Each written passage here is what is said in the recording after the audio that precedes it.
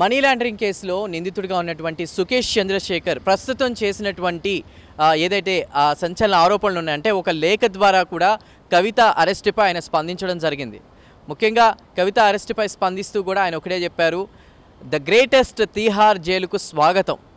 అంటే ఇక్కడ ఎందుకు ఈ మాట అన్నానంటే ఆల్మోస్ట్ కవిత అరెస్టుపై కవిత ఒకటే చెప్పారు, ఇది అక్రమ అరెస్టు, రాజకీయ దురుద్దేశం అంటూ కూడా చేసినటువంటి బూటకపు ఆరోపణలు అంటూ ఆమె చేసినటువంటి ఆరోపణలన్నీ కూడా అబద్ధమని తేలాయి.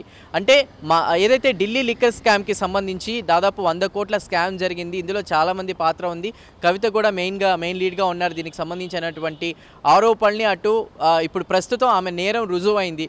సో ముఖ్యంగా అటు కవితతో పాటు ఇంకా దీనిలో చాలామంది ప్రముఖులు ఉన్నారు. ముఖ్యంగా ఢిల్లీ సీఎం కేజ్రీవాల్ ఈ యొక్క అక్రమ పనులకు సంబంధించి కూడా అటు కేజ్రీవాల్ ఇలాంటి ప్రముఖులందరికీ కూడా ద గ్రేటెస్ట్ తీహార్ జైలుకు స్వాగతం అంటూ కూడా సుకేష్ చంద్రశేఖర్ చెప్పినటువంటి పరిస్థితి అన్నమాట. అంటే మనం ఇక్కడ ఎలా చూడాలంటే కవిత ఫస్ట్ నుంచి చెప్తూ వస్తున్నారు, అంటే గతంలో కూడా కొన్ని ఇంటర్వ్యూల్లో నేనే గనక సీఎంని అయితే తెలంగాణలో ఒక రిపోర్టర్ అడిగినటువంటి ప్రశ్నకి నేనే గనక సీఎం అయితే గనక ఆల్కహాల్ని అయితే నిషేధిస్తాను తెలంగాణలో అన్నారు. అలాంటి కవిత ఈ రోజున ఆల్కహాల్ లిక్కర్ స్కామ్కి సంబంధించి దాదాపు 100 కోట్ల అవినీతి కుంభకోణంలో కూడా లీడ్గా ఉన్నారు కవిత.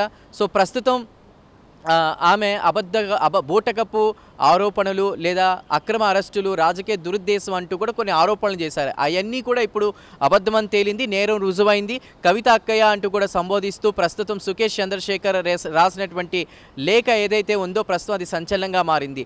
దాదాపు మీ పార్టీ ముఖ్యంగా జపాన్, అది జర్మనీ, ఇంకా సింగపూర్, హాంకాంగ్ లాంటి దేశాల్లో కూడా వేల కోట్లను కూడా దాచారు మీరు అక్రమంగా అంటూ ఇప్పుడు మొత్తం మీద కథ క్లైమాక్స్కి వచ్చింది.